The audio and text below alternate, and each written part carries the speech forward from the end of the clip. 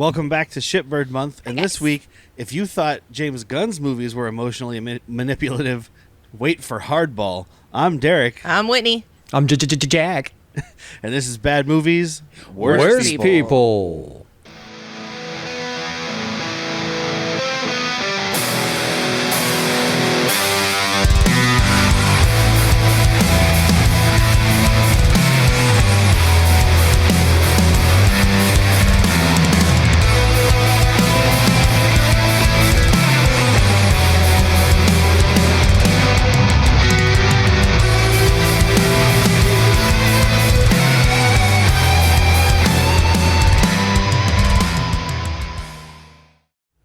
There are so many other movies we should have done.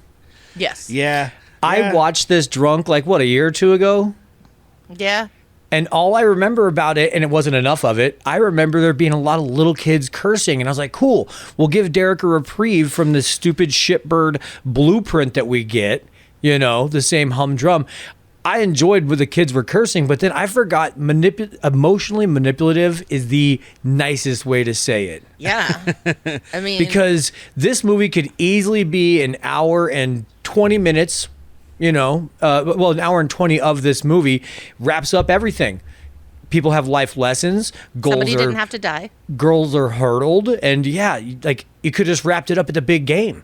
But no, you wanted to do. There are names for the notes that they use here. I can't remember what they are, but it's like it's just straight manipulative on your heartstrings. It's a cello going, ooh, I fucking cried. And a piano going. Of course, I knew you were going to cry, and I thought Derek was going to laugh because I knew Derek was going to see how absolutely forced and ridiculous it was. Well, I was sitting there and I turned to Whitney like at least 3 times and I was like, I don't know why Jack thought this was going to be funny. We can't be funny talking about this. Because you got a little kid calling the coach Buster, motherfucker, bitch. Well, but I love that. Like you said, while you're watching it, you're being manipulated. So I'm sitting here going like, well, this is like this sad story about these kids and living in this terrible neighborhood and all this stuff. But it's called Chicago. Really what it's about is it's another white savior story with a very wooden Keanu Reeves, except for when he's playing an asshole. But when he's trying to be nice, he's very wooden. You know what? I did like his funeral scene, too, just because that dude's lost a lot of people in his life. So it's like he knows how to give a eulogy. He knows. Of course you cried. Does. Yeah.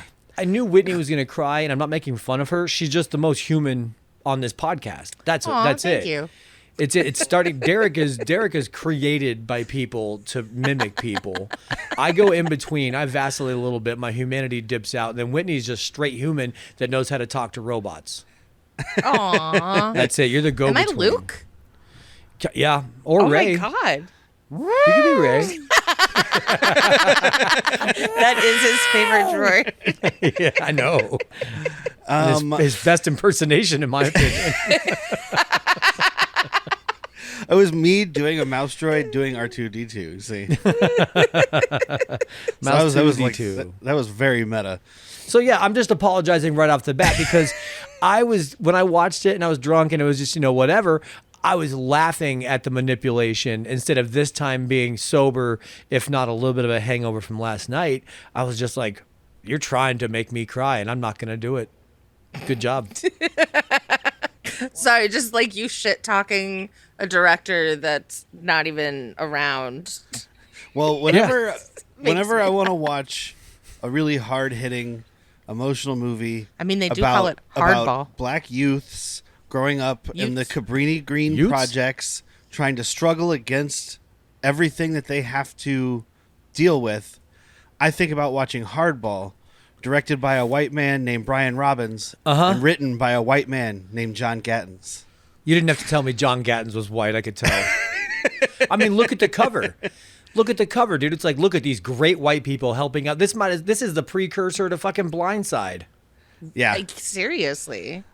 Yeah. Like, all of a sudden, there were white people all over this world looking for athletic black hitchhikers. Like, I'll take them in. And this guy, sorry, I forgot to get that off the screen. But this guy, Brian Robbins, the director, I guess he thinks that he knows black people, or he just thinks he knows how to manipulate people. Maybe it's most recently he was the president of Nickelodeon. Oh, okay. And he is mostly a producer, but he directed things like Good Burger. He directed episodes of Kenan and Kel and all that.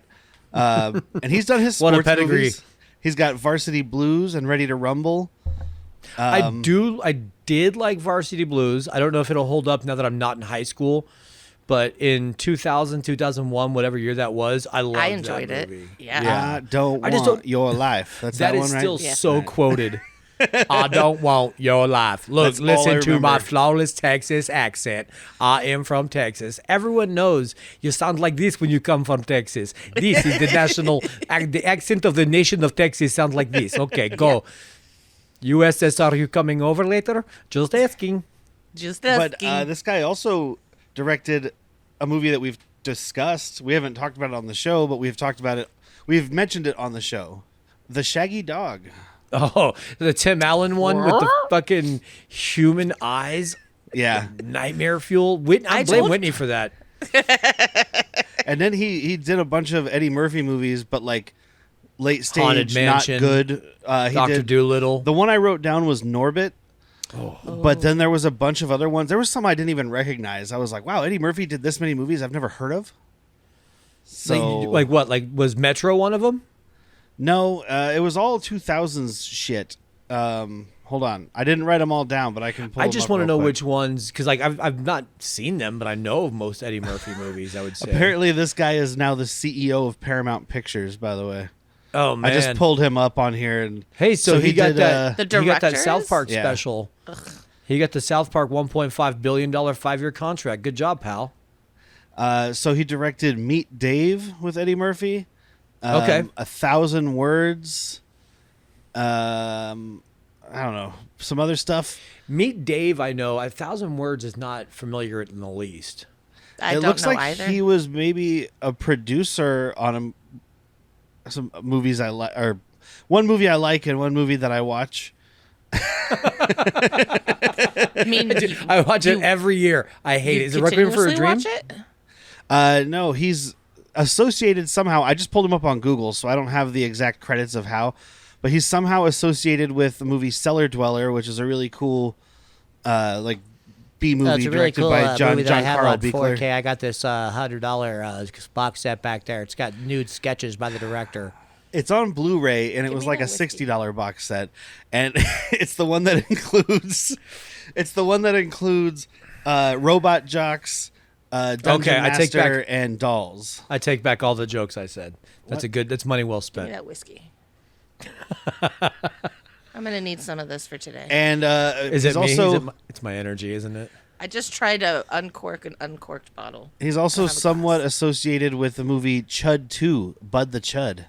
Okay. I love Chud 1. Chud 2 is not a thing. I have not seen either. I think I should probably start with Chud 2, right? And then treat Chud 1 as the better prequel.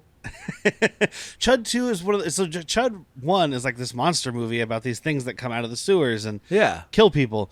Chud 2, one of the Chuds becomes like sentient and is humanized. I don't think it was a Chud movie, honestly. I think it just someone slapped Chud on it because they were like, well, this movie sucks and there's some people who like Chud, so It's kind of like the House franchise we've talked about. yeah. Not all those yeah. movies are the same. None of them are.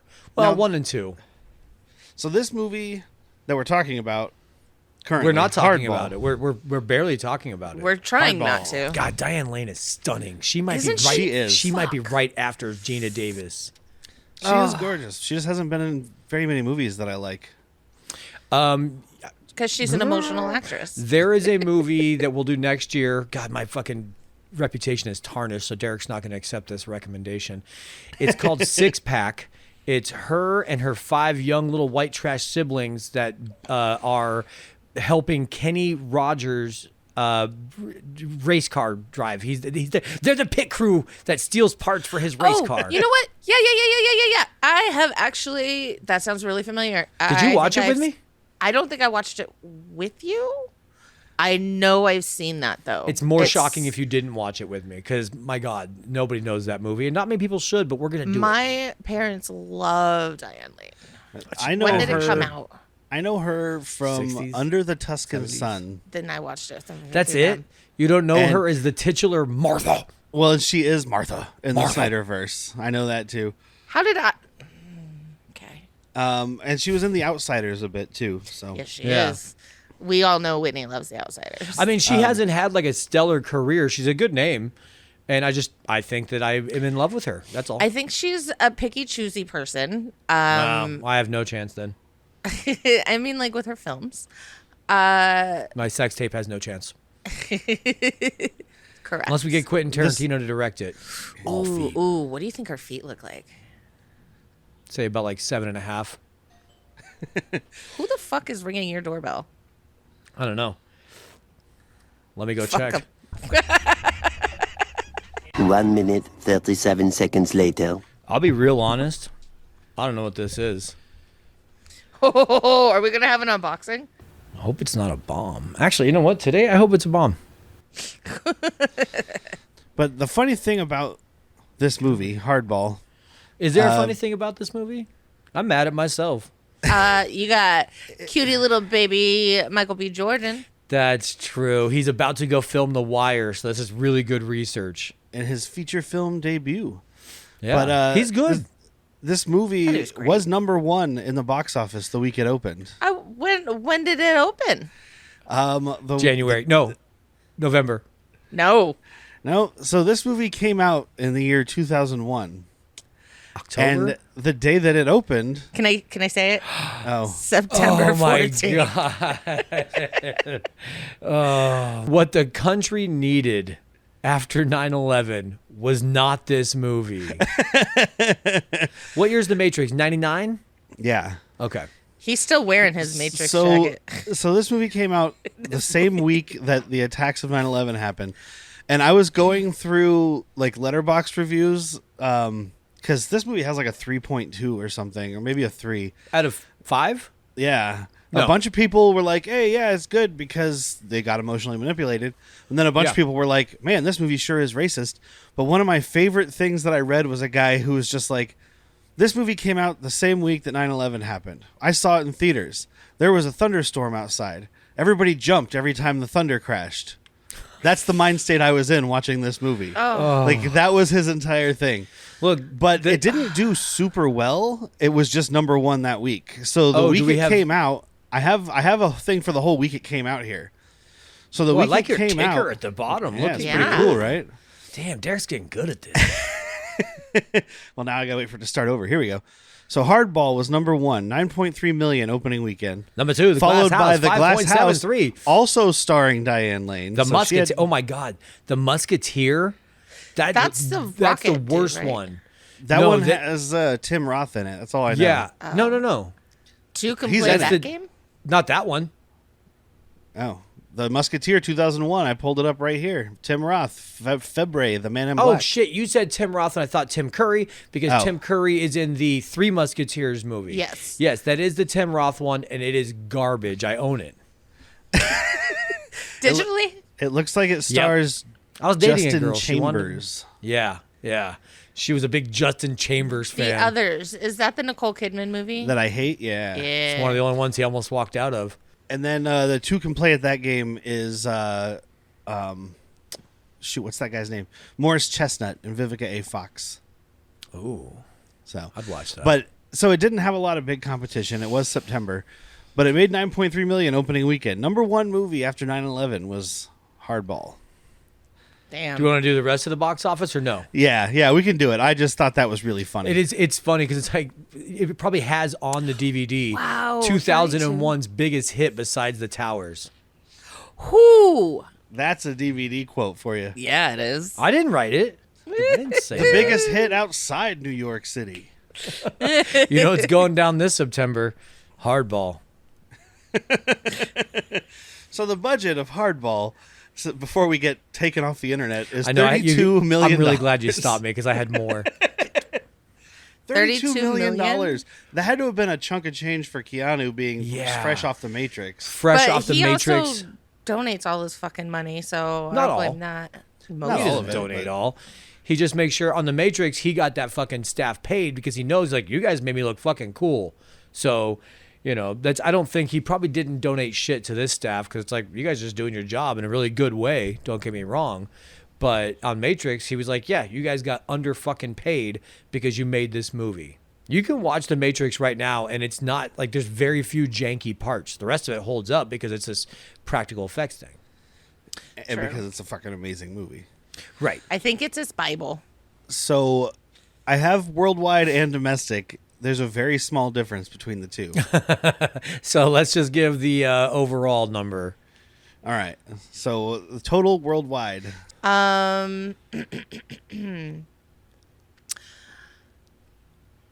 19.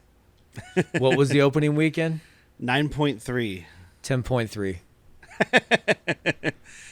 The movie made 40.2 million domestic, 44.1 million worldwide. All right. So the world doesn't give a shit about being emotionally manipulated. No. No, they like it. They fucking love it, dude. People left that theater and like, oh, I didn't like the first half of the movie, but when he was crying for that little black kid who died, mostly because of the other white people are terrible, I really felt for him. Dude, when they got we'll get there. The whole ending of this movie is so fucking DB out of left Sweeney's field and character dumb. is such a fucking cunt. And I like DB Sweeney, Right? so So do I. he's doing it very well. Toe pick.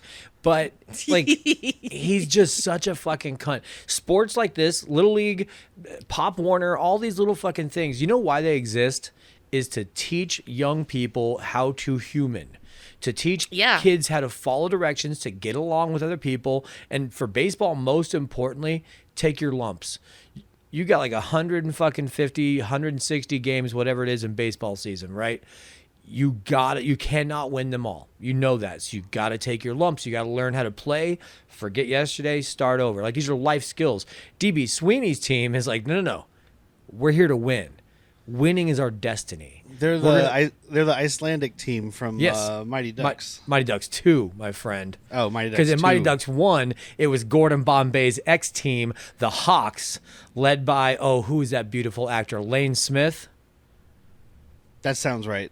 Yeah, he's also in My Cousin Vinny. Identical Tires. Next year, are we going to do Mighty Ducks? One for Patreon, one for... We could do a whole Ducks fucking month. Yeah, for Shipperd. Month 'Cause I of think- Ducks. No, we're going to There we wait. go. Emilio Estevez is not long for this world. And that's just something I'm thinking. He's doing Young Guns 3 right now, like saw writing that. and directing Yeah. and probably starring in it. You're not long for this world if that's your passion project.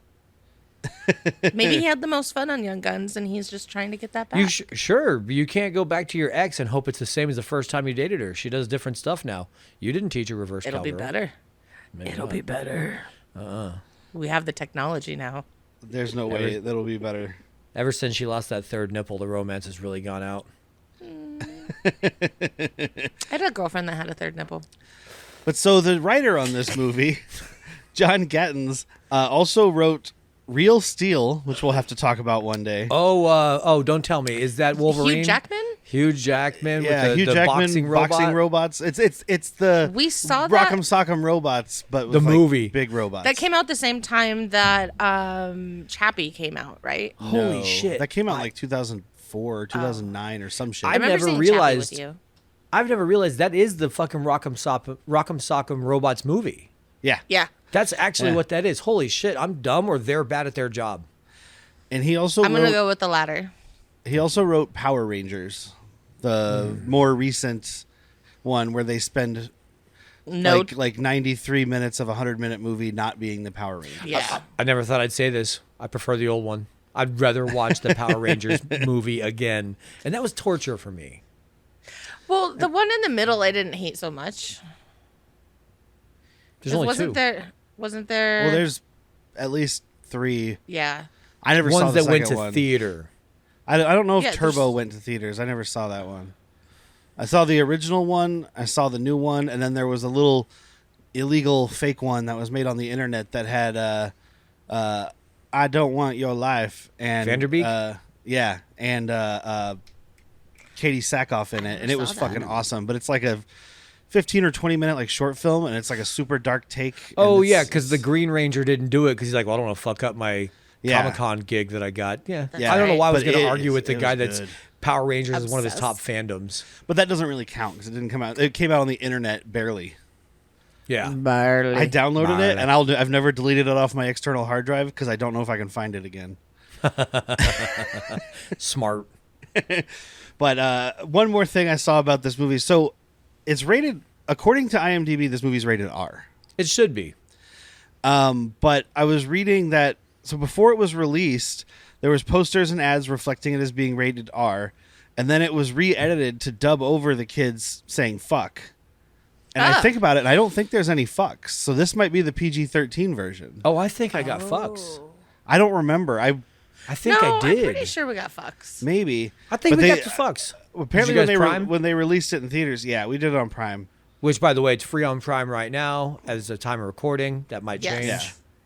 Yeah. But apparently they did that so that it could be released as a PG-13. And it said with limited interruptions, and we didn't get one interruption. Well, they did the long ad at the beginning. Yeah. Okay. Yeah. I like that. Yeah, that's how they should do it. Oh, I'll give you my login. I pay for that shit. Fuck that. We're fuck giving you, Jeff ads. Bezos $3 more.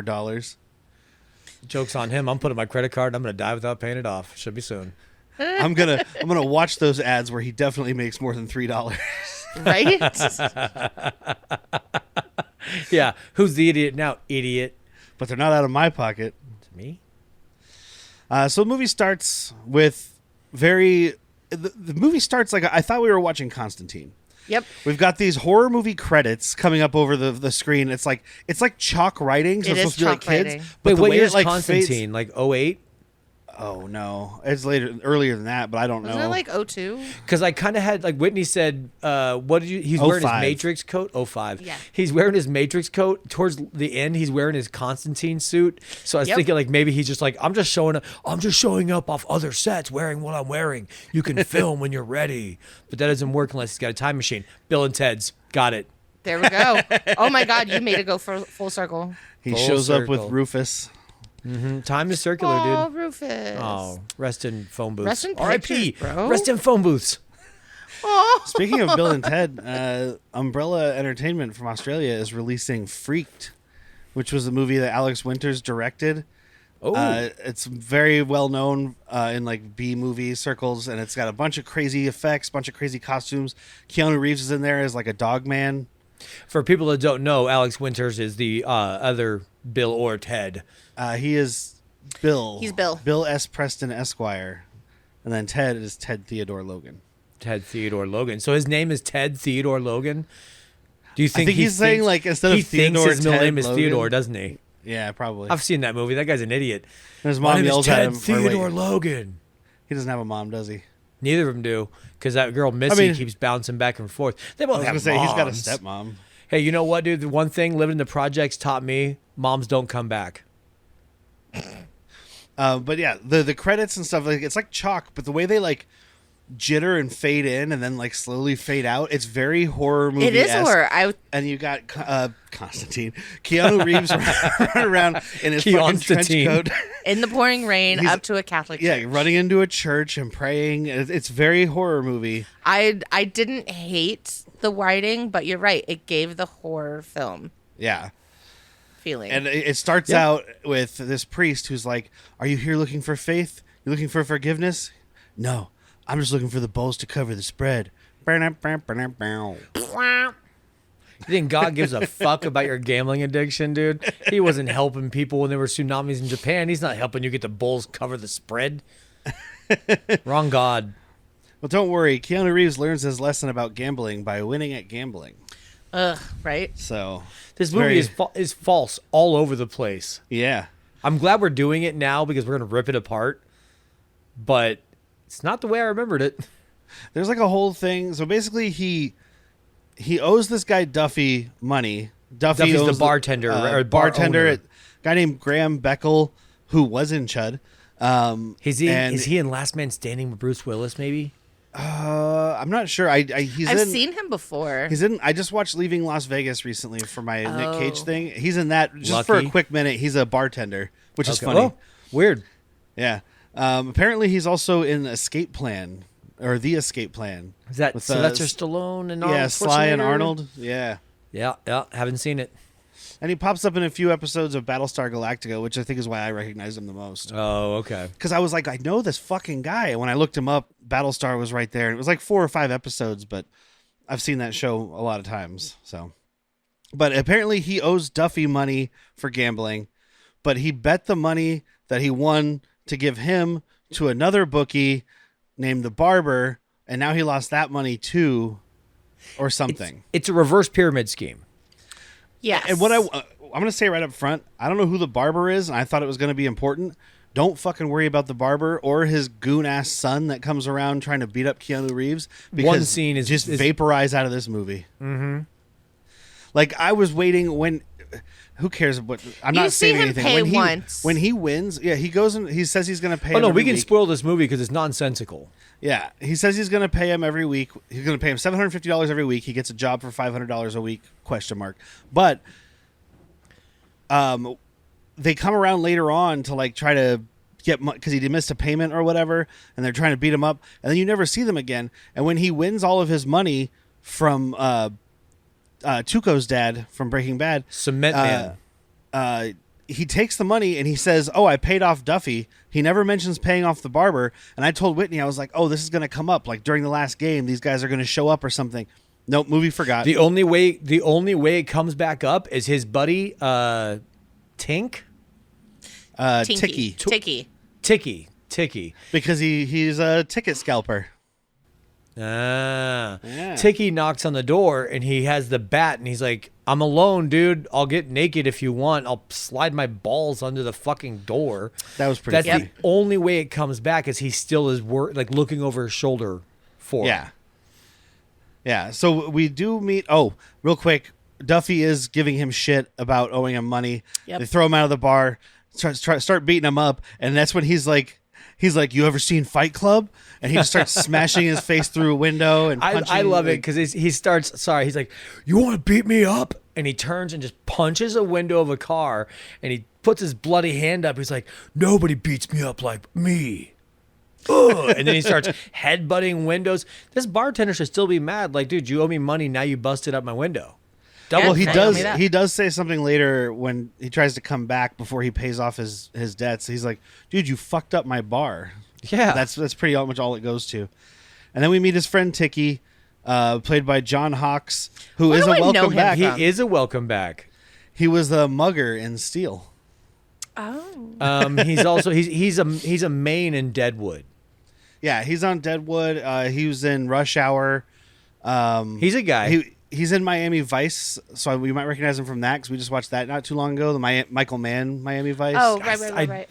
Of course, he Colin also shows up in S. Darko, as everybody knows. Fuck is S. Darko? Oh, The sequel. It's the Yeah. sequel video, Darko.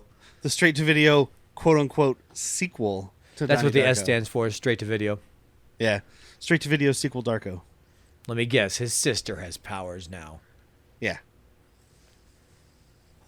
She can see the future or something. I don't remember. I saw it Who cares? once because I couldn't help myself. But Well, I kind of get that when it's a fandom. You're like, I know it's gonna be terrible. I have to watch. yeah, And then you watch, you go, God, that was terrible. And yeah, he I watched think a whole documentary about a guy trying to meet everybody from the cast. that guy was a fucking freak, dude. That guy should be in jail. Yeah. We talked about that on our Patreon episode, right? No, that wasn't Patreon. Yeah. That was just a mental health, wasn't Just it? mental mental health health. month. Yeah. Yeah. I forget do- because it was actually a good movie.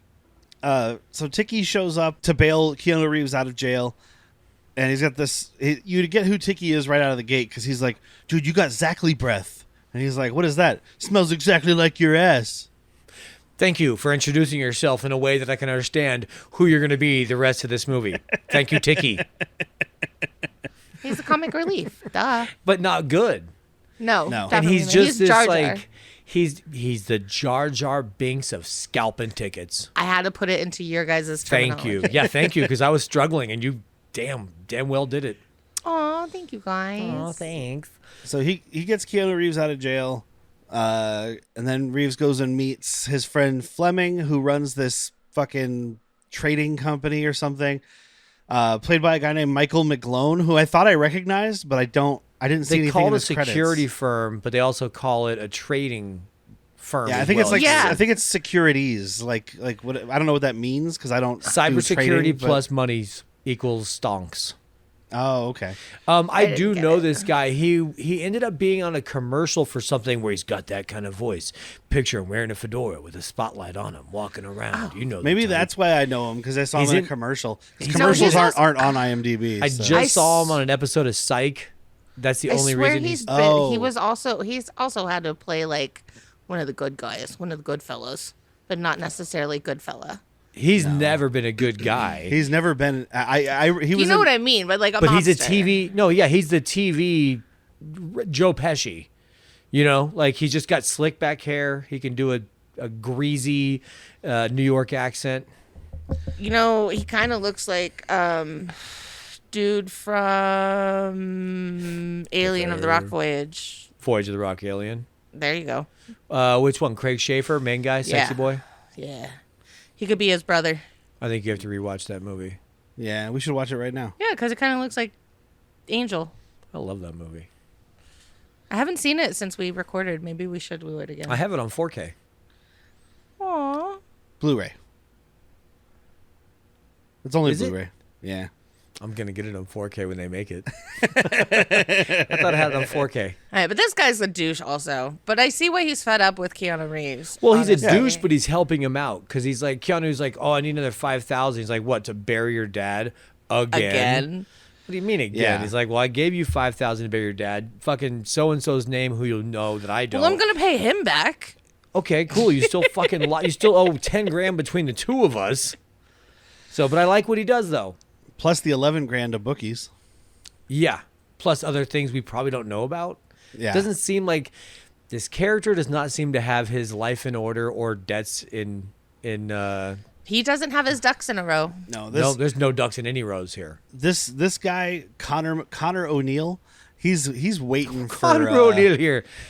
I wish you wouldn't pay me. I'd like to break your fucking thumbs. Every day I look forward to you not paying me. I'm going to break something right off. That's Keanu Reeves' character's name, Conor O'Neill. Yeah, he's gonna Conor break his O'Neill own- here. I'm going to hide my accent for the rest of this episode, and I'll sound just like this.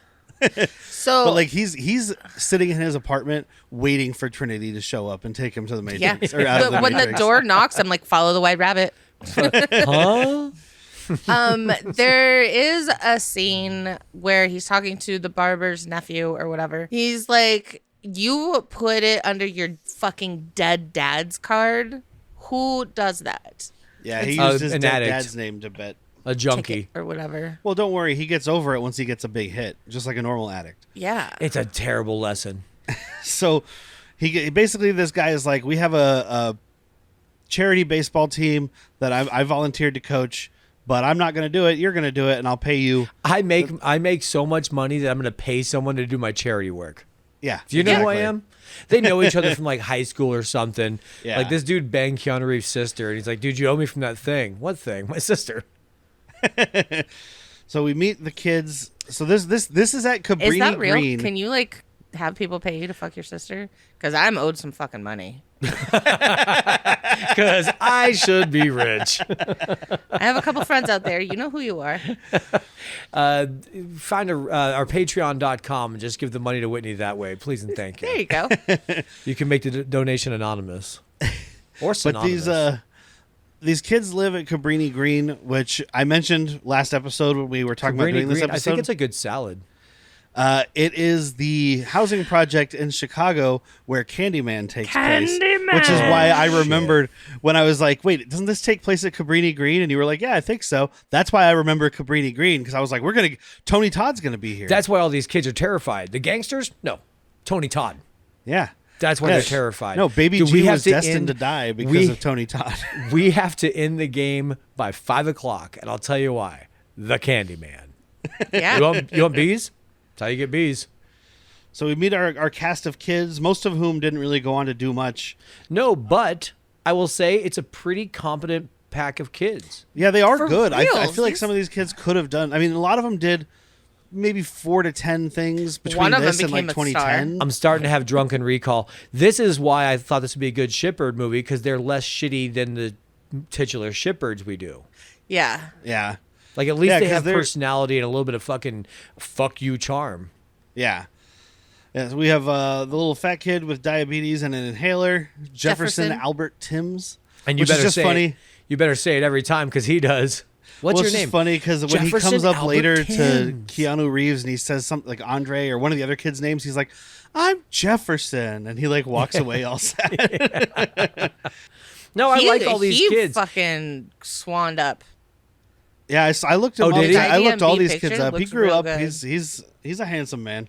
He doesn't do much. It doesn't look like, but It's much like what the fuck is his name from Goonies? Chunk. yeah, Jeff Cohen. Jeff Cohen. Yeah, Jeff Cohen. Like he was like, you know what? Yeah. That being made fun of for being a fat kid turned me into this. Being made fun of a fat kid turned me into this. turned me into a podcaster. Exactly. So See, I wasn't made fun of enough. Now look at me. the big one here is Jamal, played by Michael B. Jordan, as we mentioned in his film debut, and then in like the best movie of the year this year, 24 years later. So, Yeah. Oh yeah. but in that movie twice. Dude. He should get 2 Oscars. Should he get paid twice like One for Jean-Claude each Van of Damme you. did? No, because he didn't force a sex scene. Those actresses forced it on him. You're not It wrong. wasn't even a sex scene. It was just a cunnilingus scene. So something I found out with I think it was you guys doing the what Double the fuck Impact. Double Impact When on I was over the on podcast B Action. B Action, yeah. That he forces a sex scene in. Yeah, he always wants a sex scene in every movie. Yep. Yeah. It was a fun Yeah. listen, by the way. It was So a fun check out B Action. Definitely. Our buddy Justin Morris. Dustin, and Mikey. Charlie, Mickey. and Mickey. I don't know where They Morris have came from. they have a fucking Last advantage. name. They have an advantage over every podcast out there with that fucking velvety piped dude speaking. That's Charlie, you said? Mickey. Mickey's the velvety? Yeah. Mickey's the quiet one. But he's the one who does the intros for Month of Action. John Mortis. Yeah. That's where I was getting Morris. Oh, okay. No, good guys, man. I enjoyed the listen. Super good guys. And the other actor here of the kids who seems to have done stuff is the one that plays Andre, who I think is the kid with the sweatband on his head. Yeah, if I'm he's got remembering the right. ear cover. His name is Okay. Brian Hearn. He didn't do a lot, but he was in some episodes. He was in like 15 episodes of all of that. And he was in the movie Pootie Tang. Oh, So those are things I recognize at least. Absolutely. Because I did look up a lot of these young kids because it seems like they would transition into adult actors. Most of them did nothing. The ones that didn't did a lot of, not Law and Order, but those types of shows. Yeah. Whatever a cheap network knockoff is of that. Hey guys, I don't want to sound needy here. I'm or anything, needy. but we have a Patreon at patreon.com/worstpeople. And I know times are hard right now. Real hard for me. Inflation's up. Oh. You can't afford your groceries. Can't eat. We're not begging. I'm begging. We're not pleading. I'm pleading. We're not down on our knees. Oh boy, I mean- my knees hurt. They've been on it on so long. But we do kind of need the money. I need the money bad. we need new equipment. New equipment. We need to do remote podcasts for all of you. I wouldn't mind eating. We need to have video. I wouldn't mind eating. We need more drinks. Food sounds good. So please check out patreon.com/worstpeople. Please check us out. You get a bonus episode every month, and we're going to have more content coming for you. I'll send you pictures. Thank you guys. Thank you so much. Please give me more. Patreon.com/worstpeople. I'm being held hostage here. If I don't pay my way out of here, they're going to kill me. Sharks of the Corn? Virus Shark? Cocaine Shark? Sharktopus? Yeah, those are all real movies. Join me, Steve Coates, as each week I take a comedic look at the bizarre world of sharksploitation cinema on Bucket of Chum, the Shark Movie Podcast. Their team is the Cucumbas. Cucumbers, yes. Apparently, all the teams are named after tribes African in Africa, villages? which just compounds, I think, on the not greatness of this white written and white directed movie. I did not know that, and that does not help. I mean, that's what the internet told me. I don't know if that's true or not, but hey. It would make sense because I didn't know what cucumbers is. But so we meet the douchebag coach, who apparently was named Matt Hyland, according to the credits. Oh, Says okay. Yeah, somebody. that's a DB Sweeney. But that's DB Sweeney, who we will be talking about again because he's in Spawn. Yeah, and Derek's probably never seen Cutting Edge, and it shows. I know, I have right? not. That is his number one most known for movie, and I was like, why does that sound familiar? Now I know why. It's because of us. Love that movie. We're gonna do it. We'll watch it. No. It's an episode because Derek will probably hate it. True. He also was in Megalopolis, but who wasn't? So, All right. And then we have the director of the league here, and they're basically like, hey, they're already trying to fuck this team. It's like, hey, you don't have enough kids to play. And if you don't have enough kids, we last year we had people showing up with 5 kids. How are we supposed to play a game? I'm like, again, you just said it. Game. That's how. If the kids want to play with 5 fucking players, let them play with 5 fucking players. It's a goddamn you'll little smoke league. them anyway. For real. Like, you know what happens if these kids don't get to play baseball? They have to become. They see join what a happens. gang. They join a gang, just like Michael B. Jordan, because And that's then he exactly moves to what was stopping Baltimore. him. He joins the fucking Wire program, Pilgrim. But that's the only thing that was stopping him from joining the gang was that he could play Little League baseball every other week. I mean, it's actually a truth though, because I played sports. Hey, believe it or not, I played sports, guys, and there was a lot of kids that I played with that were like troubled kids that needed to go somewhere, have a little bit of structure with a coach. Also, because it was football or hockey, be able to hit somebody. That's something you got to do every now and then, dude. So you want to be a linebacker? You're in the mood to hit somebody. Make it structured. Violence isn't always bad. It's just it needs to be structured. UFC, boxing, hockey, all the major contact sports. Someone has to get paid for it. Yeah, and not just your bookie. Although I'm taking the wrong lessons, dude. Hey, kids, don't do any of that. Just make big bets all the time. Eventually, it pays off. Life works out. Yeah. No, don't. Bet $12,000 on the Bulls covering the spread or something. Yeah. Oh, yeah. I don't understand sports. But there's 2 kids that are supposed to be on the team that aren't there because the teacher won't let them until they do their book reports. So. And fuck Sister Wilkins, because she's just a bitch. Well, they never say Mighty sister. Ducks too. He assumes she's sister. Oh. Because she's not a nun. Because it's a Catholic school. Yeah. That's Elizabeth Wilkes, played by Diane Lane. And he shows up and she's like, so you work for Snyder and Sons Security or whatever the fuck it was called? And he's like, Snyder Pretzels and Sons. Yeah, I was in Canada on business. She's like, okay. Sure you were. Sure. What is, okay. Like he says it unprompted. Like she's not like, where were you during this or whatever. He's just like, I was in Canada on business. But he's also dressed like no one that's ever been to Canada on business ever. He's dressed like someone who owes bookies a lot of money. Yes. Yeah. He's got like colorful button-up shirts that have like felt on them with like spiral patterns and shit. Patrick Swayze from Fatherhood. He's dressed like Patrick Swayze from Fatherhood. Yes, he is. Ooh. Yes, he is. I bet he's got a little snub-nosed 38 every time he goes walking through the fucking projects. No, he has the baseball bat. It's got a snub-nosed 38 inside of it. And like he's starting to hit on her immediately because of course it's Diane Lane. She's beautiful. Yeah. And he's like, oh, well, you can't reach me at the office, but we could exchange personal numbers. And she's like, how about you read this book and then you get the kids to read this book and you talk about it with them. That's right. How about that? Yep. I mean, this exact moment is in Mighty Ducks 2. Yeah. This is Mighty Ducks and Bad News Bears by way of Uncut Gems. Uh-huh. That's what's going on. Oh, okay. Yeah. Because I don't know if you guys have seen Uncut Gems, but Adam Sandler owes bookies a bunch of money. Fair enough. But that's not true in real life.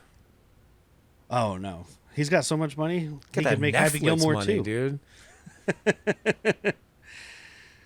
That's the second time Adam Sandler's come up this month, and he'll be on here. He'll come up a third time because we're talking about him next week.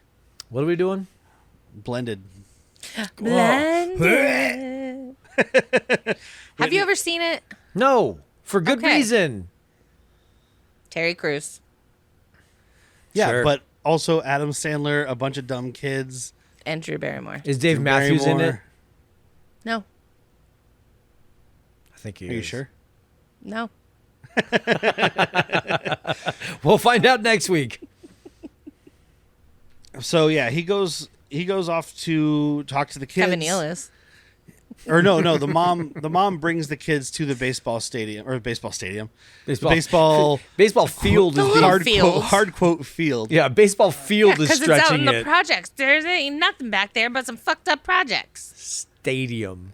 This That guy was just my fucking Keanu. said Sorry. stadium. but the mom brings these kids. It's so gross back there. It's like that. Kofi, Jarius, known as Baby G, and Raymond.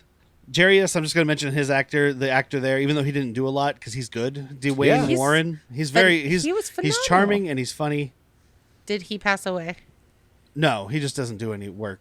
He was in like 4 things. Oh. He had almost nothing next to his IMDb. It's crazy because he's he good. did He's pass away charming in this movie. I know. IRL though, he's still around. Yeah. But basically, she's like, okay, well, the kids can play baseball because Mrs. whatever the fuck her name was, Wilkes. Mrs. Wilkes thinks that, or Ms. Wilkes thinks that, playing baseball will be good for them, but you better help them with their fucking homework. They need to or read. It's your fucking ass. Yeah. You know what? Good on you. Yeah. They need structure. And she even says it. She's like, they need structure in their life, like Jack had just said. That's the point of it. In order to further their education. Yeah. Or they need to further their education in order to play baseball. Yeah. Or something Yeah, like just that. just like in high school and not college. Yes. You have to get good grades so that you can play. No, you have to in college. As long they as you don't have a fucked up coach. They just help you. Well, yeah, you have to get good grades in college, but if you're at a football school, they just give you good grades. So I majored Says in you. PE. Says every sports movie I've ever seen. Yeah. Movies. Says the news. Google it. I mean, honestly, Whitney, he's not far off. I don't There think are it's very all of few- them. No, it's not all of them. No, it's the sports schools. It's most of these schools make more money off of their sports teams than they do off of enrollment. You also have the sports movies that have I'm on academic probation. I gotta get my grades up or I can't fucking play. That's And a you're fake. That's a like- falsity. But that's They- always from that one teacher who really thinks those kids should try harder. Like what doesn't make Flubber. Oh yeah, yeah. Flubber. Yes. He's Where- quoting sports Flubber. movies like Flubber. Well, no, but Yes. Will Wheaton's dad is paying off the school to give him good grades Yeah. so that he can play sports ball. You know what doesn't make for a good sports movie? What? What doesn't make for a good sports movie is the guy that gets a scholarship, does well in college, and never goes pro, goes home and marries a fucking chick and has babies. Because those are the guys that don't have the skills to go pro. They use their scholarship in a good way. Doesn't make for a good movie, though. Yeah, That's why we don't exactly. have those. That's why I don't So hear it happens about all them. the time, is what I'm saying. But their practice is running long because he's waiting for Tiki to show up with these tickets Why does that he they're need gonna. the kids there for Tiki to show up? His excuse to stay there, I guess. I don't know.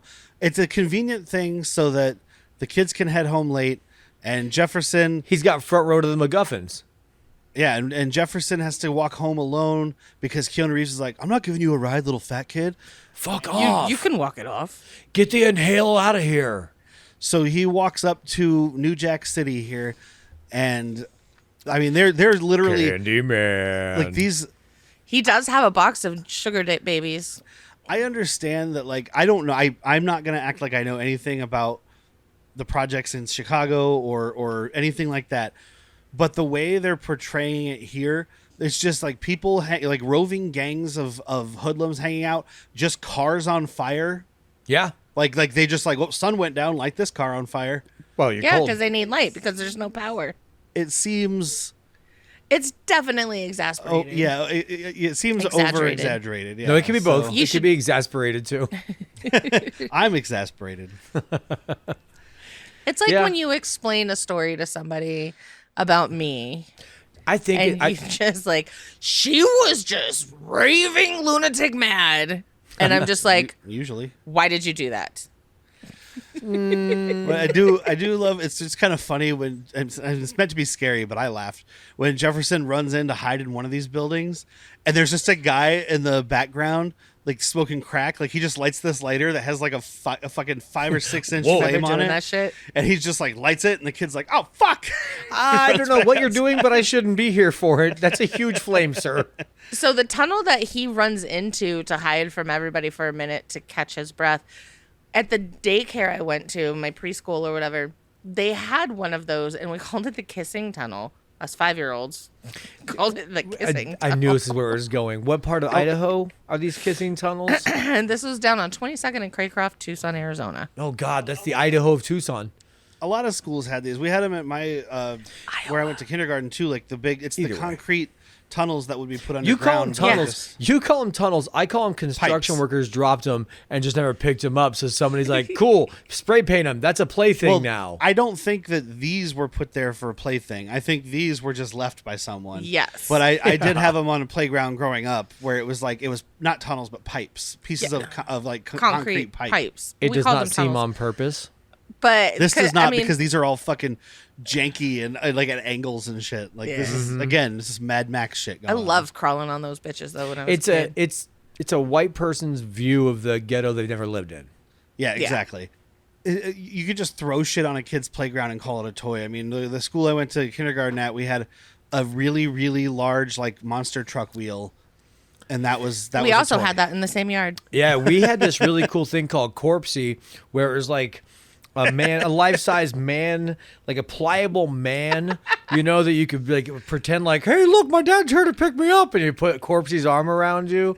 Like, it was a real cool thing. Like, hey, Corpsey just told me he's gonna take me fishing. That's right, son, fishing on Saturday. You hear that? Saturday, we're going fishing with Corpsey. Aww. Yeah. That toy only lasted a few weeks though before somebody had to come and pick it up. No, it was like, the thing is, it had this really cool. It was very lifelike in how it started to decompose a little bit. Like Corpsey became bony, Boney became ashy, and like just different versions of. Oh, because it was just on sun, it just like caught on fire. Oh yeah, it burnt up. That was when he was angry. You didn't want to hug him that day, my friends. Woo! Because the bowls didn't cover the spread. Bowls didn't cover the spread. Dad's red hot. So Keanu Reeves and Tiki are off scalping tickets, and they're like ripping people off. It just kind of gives you more about who they are. They're not even honest scalpers. Yeah, the one kid's like, you sold us tickets to yesterday's game, and Tiki's just like, I love crack, and the kid's like, oh fuck, and runs away. Like, don't fuck with the crackhead. I love crack. But this is when he decides that his big plan to get out of debt with bookies is to bet $12,000 that he doesn't have on the Chicago Bulls, who have been losing ever since Michael Jordan left. So, fuck. They're due. Yeah, they're due. Well, because there is a thing, because he does switch the bet up. Anyway. Yeah. We'll get there. He hasn't made the bet yet, right? He switches the bet up, but it's back to what he said right here in this scene. Oh, okay. Because right before he makes the bet, he goes with the other team, and then he goes, actually, never mind. Go with my original plan. So I guess the life lesson maybe is supposed to be go with the sure thing, not the... Or no, bet against the grain. Go with your gut. Yeah. Go with your gut. Don't go with the safe thing. If we're trying to find a fucking life lesson in the betting movie. But like, he goes back to another practice, and the kids are fighting, and he shows up. He's like, what the hell is going on here? And this was really funny. Little baby G basically steps up, and he recaps what just happened. Oh, it's like fantastic. Michael Pena and Ant-Man. Yes. Okay. He's like, okay. Yes. So first Andre said that he's the best player, and then Jamal said, no, I'm the best player, and then he punched Andre in the stomach, and then Andre jumped. Like, it's the whole thing. Okay. Keanu Reeves like, I get it. Then Coffee was there, right? Then he said, you're a bitch. I was like, nah, man, I'm not a bitch. You're a bitch. No, you're a bitch. And then he's like, no, you're the bitch. I think I get it. I get it. That's all I could think of was Michael Pena and Ant-Man. I thought of Chunk from Goonies just going too far. Tell me everything. And then I threw the vomit over the ledge, and then everyone was like... But like, the big turning point for these kids... When jokes go too far and you almost throw up. Like, these kids are terrible. Like, we haven't gotten to the first game yet, but like, this is where they start becoming a team, because like, they're all shit talking each other on the practice field, and Keanu Reeves is like, no more shit talking. And so they all just shut up. And he's like, what, you can't talk shit? You can't say anything? So then they just start kind of joking with each other. Like, Michael B. Jordan gets underneath a pop fly and it hits him in the head. And they're like, oh, you really got your head in that one. Way to use your melon. It's like this quick of a flip. I'm used to, in a movie with this kind of thing where it's these white savior movies, you have all these people like Dangerous Minds. Where was the candy bars? Those kids don't flip right away. It takes a whole movie. But we had to cram Keanu Reeves is just like, stop saying mean stuff, and so they stop saying mean stuff. It's because he's the coach, and you listen to your coach. In another version of this movie, there is no baby funeral. It is just a fucking baseball movie, and it does take longer. That's what you need to make this work. Make these kids like, I'll say what I fucking want, little bitch ass coach. Then you're off the fucking team. Look at this white motherfucker. Look like he just came out the Matrix. Somebody should plug that little bitch in. That was the big thing when I texted you right after we finished, and I was like, this isn't an episode, because I was like, there's a coffin that is half the height of Keanu Reeves in this movie, which means that it's, and it only has 4 pallbearers. You only need one large dude to carry that coffin out. It's so funny. You got fucking Shaquille O'Neal over spinning that thing on his finger. You got Terry Bollea showing up, Mr. Hulk Hogan, knocking that coffin into space. Oh, no, he's fucking on the side of it like it's a fucking turnbuckle, just shaking it. Brother! Get up, brother! I mean, if it was a real emotional part, I wouldn't make fun of it, but it's such a forced emotional part that it's like, fuck you. It's very unearned. So this was based on a book, and I'm going to almost guarantee you that wasn't in the book. I'll bet you the book was about this coach helping these kids get together. It's called Hardball, a season at Cabrini Green or something like that. Yeah. And I'll bet you it's a baseball story. And then, I'll read Mr. Nickelodeon Paramount was like, I have a really good idea. What if we murder one of these kids? Then people will give a shit. That sounds about right to me, dude. It's just a simple fact. Like, it's a baseball movie because there is a good movie here. They just chopped a lot of it out and added on Baby Funeral. Well, and especially because of the way the ending happens, like the way it just gets into it, and then there's a weird cut back, and it's this very poorly edited at the I feel end. like there is a line that he says during the eulogy that I feel like this whole movie is built around. It's the line where he's like, and in that moment, I felt like I was lifted up to a better place. In that moment, he lifted the whole world up to a better place. The movie's 9/11. written around that fucking line that somebody had. I mean, this was filmed before 9/11, obviously, the way movies released. But like somebody wrote that line when they were drunk as shit and was like, ooh, lifted the whole world up into a better place. I like that. Now, how do we get there? How do we get to that? We got it. Murder kids. Murder, kill the kid. If we put in my note, kill the kid. Kill the favorite kid. Kill the kid, get a banana. We'll kill the little funny kid with the big head. Which one of these kids has the most personality? Kill him. I do like Keanu showing up to Miss Wilkes' class, trying to like impress her. So he shows up in a suit because he's there to talk to them about whatever. And the pants are like super high water. Can you introduce your pants to your shoes? Yeah, maybe they can have a party. Invite your pants to your shoes so they can have a party together. But we do see that he's keeping up his part of the bargain because they're talking about the book A Wrinkle in Time, which is a big book for kids, and it was made into a movie with Jack Black, I think. Oh, really? We watched it. We took Zoe to see it. Yeah, we took Zoe to the theater and saw it. I don't remember anything about it. But I love that like the teacher Diane Lane is trying to coax Kofi into talking about the book, and he's just like, it was poo poo. And it was booty. And she's like, well, I'm assuming you didn't read the book, so I'm gonna go talk to your mom. And he goes off on this thing. He's like, man, that girl Meg is dumb as fuck. Like, and he goes off into this whole thing about how she's looking for her dad and she thinks he's gonna come back. But where I come from, dads ain't never coming back. Yeah, it's very sad. Is it? It's not. It's definitely not emotionally manipulative. So we get there's a uniform delivery. The kids get their uniforms. Of course, they're these like dirty, many time used shirts, even though it seems like they just got them. So I don't know how they could have been used, but they bought used dirty shirts and they just printed on them. Yeah. It's from last year. It's, recycled. It's from a team that got fucking defunct because some little kid died. Oh. And we get seems like a common occurrence in the city. We get this original song that was made for this movie. Oh. So the main artist is an artist named Sammy, apparently, but it features Lil Bow Wow and Lil Wayne. Yeah. Oh, you got double Lils? You got Lil Lil? Yeah. It's the littlest. It's the littlest rap song. Well, we get the littlest funeral. And they got their money's worth out of this song because I think they play it every time the kids are doing good at baseball. Which one is this? The one that has like a girl singing about? That's Little Bow Wow. That's not a girl. It's Lil Bow Wow. He's like, when I get to first ball, 12. I hit the strike. At second ball, I do That's the not whatever. a 12-year-old boy. That's a 21-year-old female. Yeah. Little boys had really high voices. I know, but it's not even masculine. I remember my sister getting mad at me because, like, I'd get a phone call. She's like, you have a phone call. I'm all, who is it? Is it a guy or girl? She's like, I can't fucking tell with your age. Maybe it's this Sammy person who, like, the song is credited to, like, the main artist. Maybe that's a girl. Maybe. But Lil Bow Wow's definitely in there rapping. And you just know Lil Wayne's there because he's like, Lil Weezy. And that's about it. Oh, got that. All right, cool. Good day in the studio, Wayne. It's a stupid fucking song, though. Daddy. So Hey, it's their first Daddy. big game. Daddy. And they get wrecked. They get annihilated. Dude, It's like this other coach comes up. He's like, so we can't start another inning after 6:30, and it's 6:37, and we're up 16-1 or 16-1. Did you want to keep going with that? I just love that Keanu's like, oh no, fair point. All right, have a good night. All right, yeah. Didn't know when this quit. I guess mathematically it would be impossible for us to come back on you. All right, cool. So, do you want to meet up at a bar? Do you need tickets somewhere?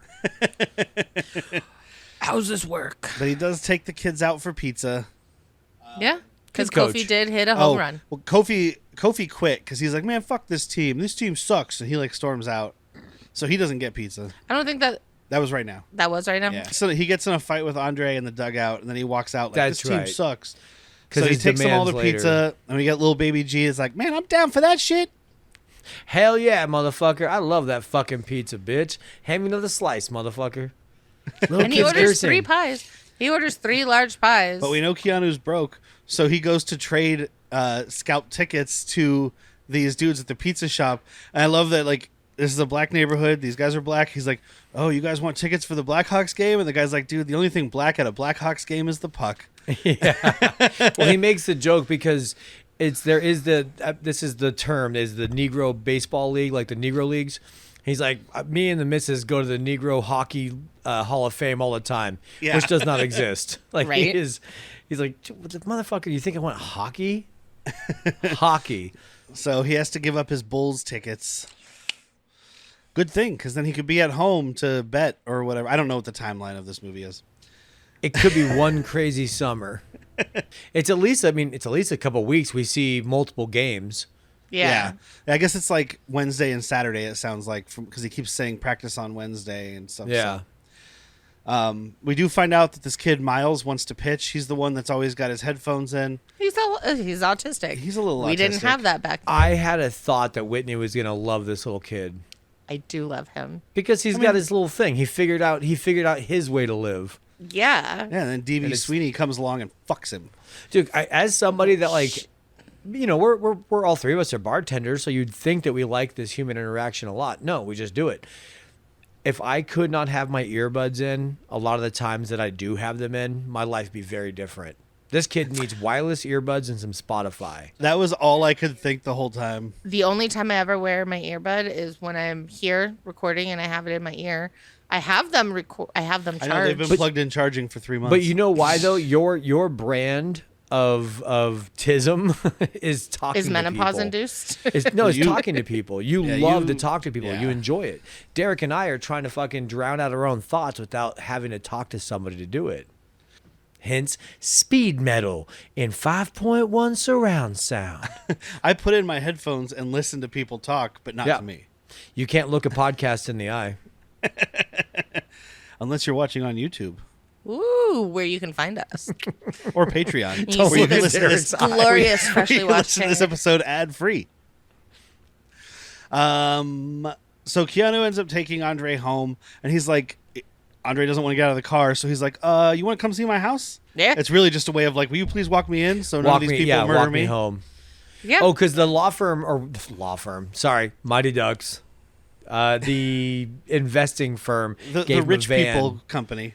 gave him a van to get people home because Jefferson Or- was in the It's a station wagon. hospital. Sorry, station not a wagon. van. Sorry. Yeah, he's got a little wagon. But it's another moment of like emotional manipulation, white guilt, all this stuff, because he's walking the kid up and you're going through the apartments and Instead he's of windows, he's like, why it's is everybody barbs." sitting on the floor? And he's like, well, you got to sit below the windows so you can avoid the bullets. And he's, what do you do for fun? I play baseball with you.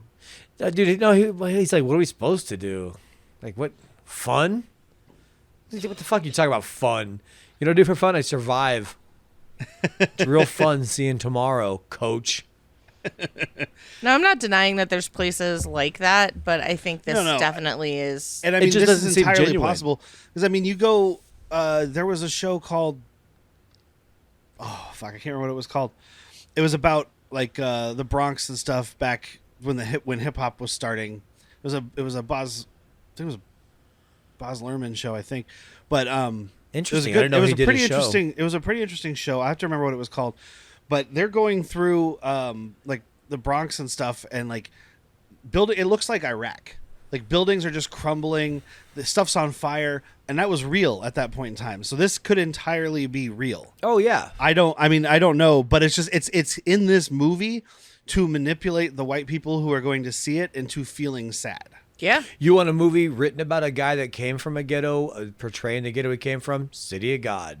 I know it's not American, but like that's genuine. A good movie. That dude is writing about what he fucking lived day to day. This guy's writing about like, man, it'd probably suck to be in that scenario. So let me write about it. Yeah, exactly. Write what you know, motherfuckers. We get to game 2. I know how to manipulate people emotionally. Write what you know. We get to game 2 where Miles pitches and he's got a fucking heater. He's Yeah, just he striking does. people out. Yeah, he's listening to Love it when you call me Big yeah, Papa. Big Papa. And yeah, he does the hand waving and everything, and it's great. I do like G trying to explain to Keanu Reeves because he's like, "Oh, he's listening to Notorious B.I.G., Big Papa," and Keanu Reeves is like, "I don't know what that is. I've never is heard Big of popular Papa?" culture." And so you got Baby G doing the He's running the lyric. doing the lyrics, but my favorite is he's like, "There's some ladies in the house tonight that should be having my baby," but he's like a little like 4 foot tall. There's some ladies in the house that should be having my baby. Baby. Keanu Reeves invites Diane Lane off to go to dinner. That comes up a little later, but that's important because it's when Keanu Reeves reveals that his character is actually just a huge piece of shit for no reason. And she knew it. Yeah, but I mean, he She is so sussed it bad. out. Dude, this scene threw me for a loop. I'm like, why is like he's acting like a fucking junkie? And Well, 'cause he is. understand gambling is an addiction, whatever, but he flips so fucking hard on her. Yeah, she goes. They meet for dinner at a sports bar. First of all, Dude, it's a It's shitty Sluggers. sports bar. yeah, It's a shitty sports bar. He picks a dirty table. Like he's like, "Do you want to eat?" And she just looks like, "No, do I? no, I don't But- think." You know what? I thought I about bet it. you their food was really good. I'm not in the mood for diarrhea today. It's a Chicago fucking dive sports bar, man. You can find some better shit on the street. Yeah, True. you walk out on the street and get a hot Yeah, dog. the slice Get of a pizza. fucking a Chicago I know- dog comes with everything on it. Everything. Oh yeah, Keanu Reeves ate pizza earlier in this movie, and it's the first time I've ever seen pizza in a movie that I looked was like like, you could why eat does that it. pizza look good? He's Because like, not somebody all probably Chicago just grabbed pizza it. is deep dish. No, but I told her, she's like, that pizza actually looks good. I was like, it's because someone on the production crew they're in Chicago. Someone went down to the street, bought a slice of pizza, and brought it up. Was that his craft services for the day? Fuck yeah, dude. Craft service is just getting Chicago takeout. This guy's like, it's the easiest job I've ever fucking had. Right? But like, when he meets with Diane Lane, she's trying to like coax him out of telling her the truth because she knows the truth already. Yeah. She's like, you don't look like a broker, and that's when he just immediately flips because he's got I'm this broker temper. than just you an are. asshole. He's like, you look like a boring school teacher. It reminds me of Happy Gilmore. Yeah. Or, yeah, no, Yeah, Happy Gilmore. Yeah, Happy I seen Gilmore. those finger paintings you bring home. They suck. yeah. You're a shitty kindergarten teacher. Like I would do exactly what Diane Lane did here and just get up and leave. Get up. Yeah, absolutely. I Don't take know his my abuse. worth. He I'm tells not her worth the that whole shit. the whole story of his whole story from the movie so far. She's like, yeah, I know. And she's like, but I came down to see what If you those wanted kids a see job. in you because they trust you and they don't trust anybody. And also, I wanted to offer you a job. And he's And they're like, usually wait, right. a job? And she's like, go fuck yourself, and jumps in Yeah. the cab and bounces. Well, because he does this thing where it's his insecurities showing, where he's like, my life makes tiny little people like you feel better. Get to laugh at my stupid life. You think it's tough wearing leather jackets, selling tickets, and making bets? It is. Oh. You think it's easy always running from bookies? I wake up at the crack of noon. I chug a brewski to get my day going the way it should. Then I make a bet. And then when the sun is warm, I walk outside and I get a coffee. You think it's easy? No. When he has to break into his own apartment later, when the bookie guys are chasing him. Open. Like, but when he goes in and he falls floor. in and there's a bunch of clattering noises, the subtitles said gate clatters. I was like, those were empty beer bottles. Or liquor. Yeah, there was definitely empty glass bottles that were clinking. It was he might be doing some heavy liquor some of these nights. He said, he says it when they win. He's like, nope, tonight's liquor. So if they've had a good bet, they're getting liquor. If not, they can just afford beer. You're doing that backwards, my friend. Also, when he asked Diane Lane on the date, we forgot to mention, doesn't really matter, but it does. Kofi comes back to play. Baby G is his negotiator. It's kind of funny. It's good. Negotiations. Yeah, I have to negotiate his contract. I love it. Baby G's good, man.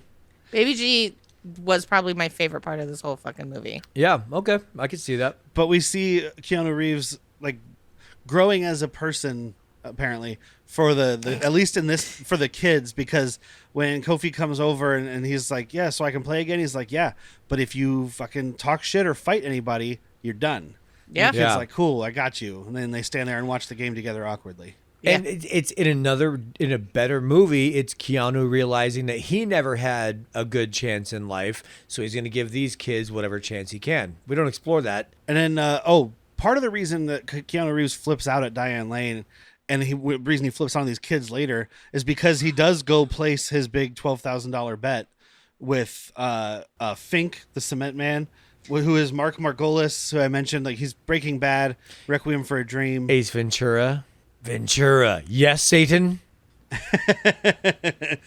He's in Breaking Bad. He's the wheelchair with the ding ding. That's how I was like, oh my God, that's Breaking Bad. He's just a terrifying human. Even here, he's an older guy. Like, he doesn't look physically... He's always been old.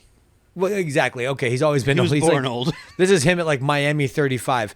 But he's never physically imposing, but you're still terrified of him. Yeah, because you know what that motherfucker can do. And when Keanu walks in, he's like, I want to make a bet. And he's like, I'm an investment banker. He's like, that's your first lie.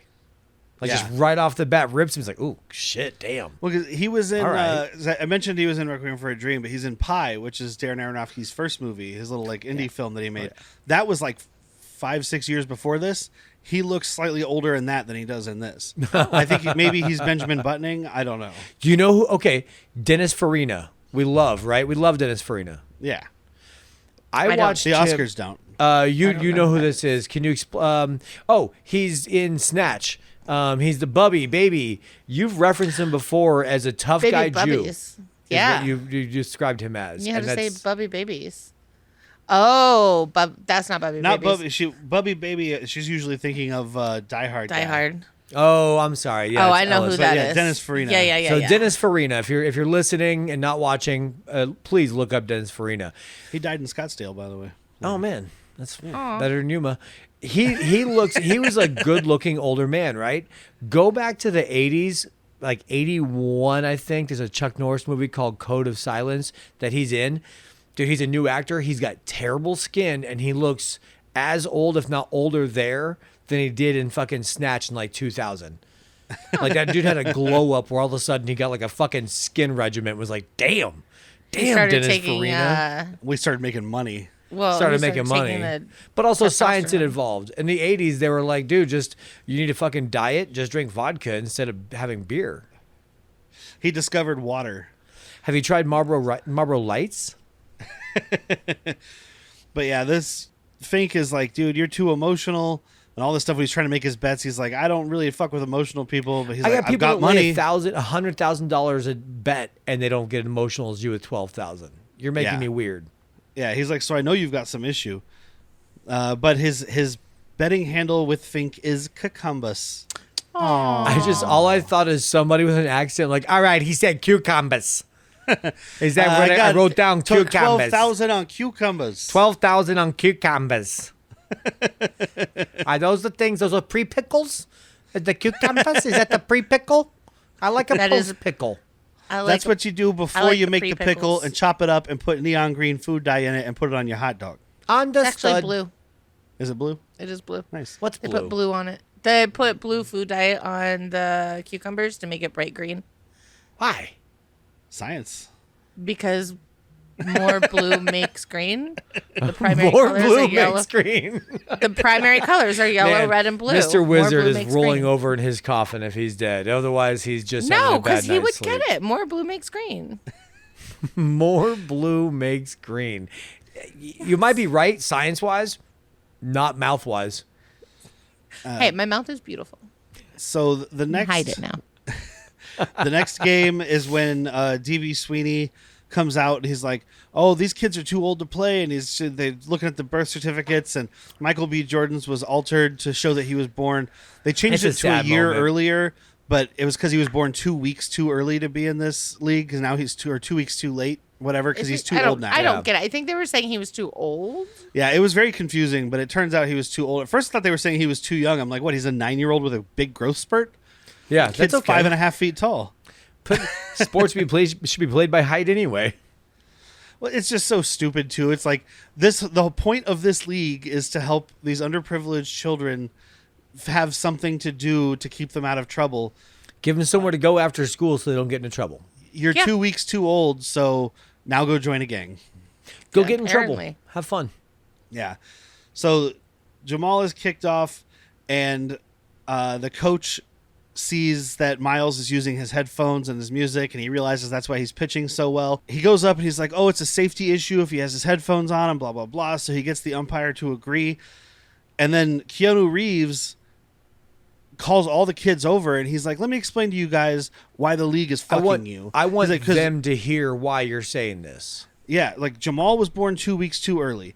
Miles' pitching is too good, so they want to get rid of him. And that's when Baby G is like, "Man, this is some weak ass bullshit." The umpire's like, excuse me, what did you say? Okay, so it was before the game even started. Yeah. Okay. You're right. Okay. And then, wait, what did you say? And then Keanu's like, I think he said, this is some weak ass bullshit, punk bitch. Is that right, Baby G? I really like that Baby G says weak ass bullshit, you bitch ass buster. But Keanu Reeves stops at weak ass bullshit. He's like, "I'm not going to call him a bitch ass buster." He could actually punch me pretty hard. He's got those dad paws.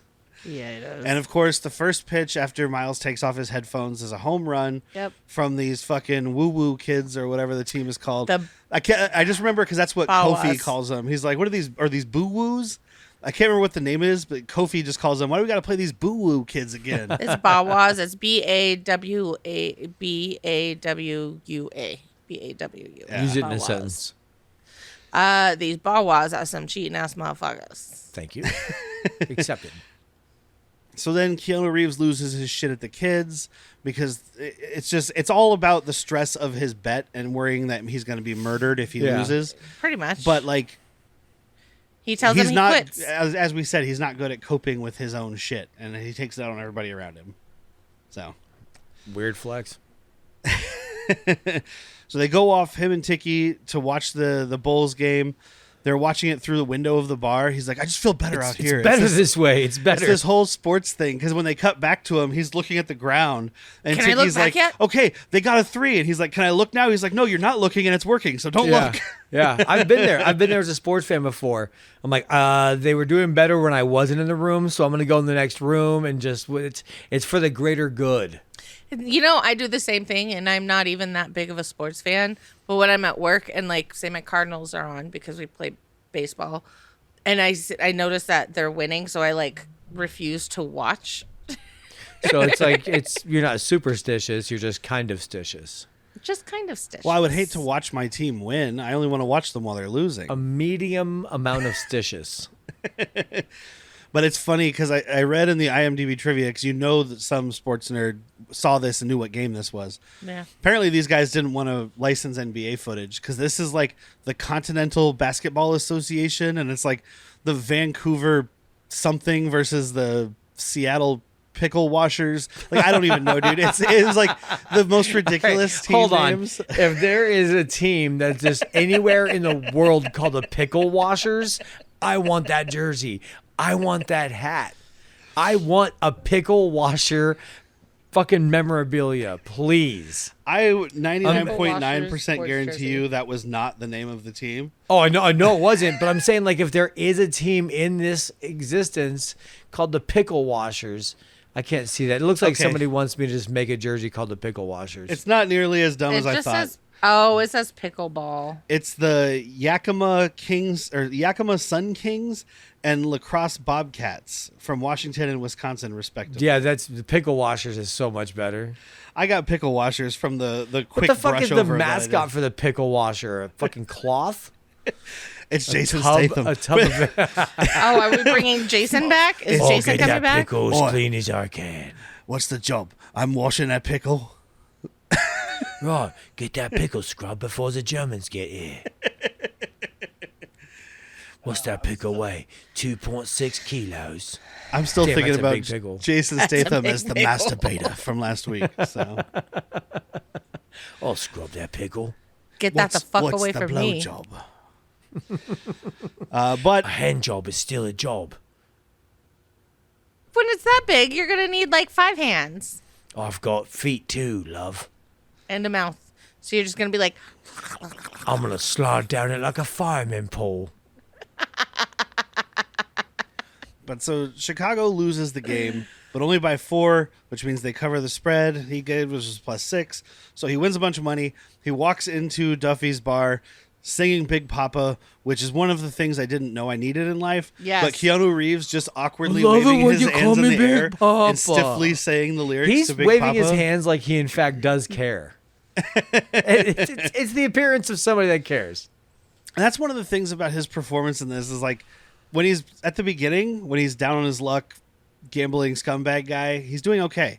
But when he starts flipping out at people, like when he flips out at Diane Lane, when he flips out at the kids at the game, he's just doing this thing where his arms are just like stiff and like flying in all directions. It's like he's a broken robot. Well, so I didn't know this, but when He's like, when he was filming The Matrix, he had just been recovering from neck surgery. Yeah. Oh, really? So I wonder. This is way later. This is only not way later. It's 3 It's years. 2001. Like I wonder if this 3 neck years. surgery leaves him stiff because he runs a very certain way. He gets up off the ground a very rigid way. Like when he was getting beat up earlier by himself, pulling a liar liar. Like he has the same. I don't know. He's got a very rigid way of moving ever since that Matrix movie. John Wick, same thing. He kills it in John Wick. I ain't talking shit. It's just he has a very Keanu way of moving, running, getting up off the ground, coughing. See, Kaufstenstein. Kaufstenstein. I was It's like Constantine, but he coughs a lot. Coffee Steen. Oh, I got a coffee stain. This guy Duffy's giving him shit, and it's your look at these racist white people moment because he's like, why don't you go back and coach all those black kids? Yeah. And he's Throws just the like, tape at you him. don't know anything about them. And, like storms out. I mean, why would you be upset? Like, what have you been doing with your spare time? Coaching black kids? Huh, should have been making bets and drinking liquor, you idiot. Should have been making bets you couldn't pay off. Yeah, Oh wait, that's life. I took away your account. You couldn't make bets. All right, well, you should have made bets with somebody else until you win big because you're inevitably going to, and then come back and keep betting with me. So he goes back to the baseball field on the way to go make some more bets with Tiki. He's just going to drop off the equipment to the kids, and they're all pissed off. That's They're all like, I'm "What? doing. You just came here to tell us you quit? We already know, you fucking loser." I had to drop off the equipment. I like this scene, though, because he's like, have any of you ever been to a major league game? No, I didn't think so, because you're poor. And that's why you can't guys be suck. a team unless you've gone to one. You need to have hundreds of dollars to go to one game. The way he's talking to these kids, though, again, it's just not great delivery from him. I love Keanu Reeves, but he has a certain range that he's good in, and this is outside of it. But We've talked about it before. Keanu Reeves is not a good actor. We just like when he's being himself.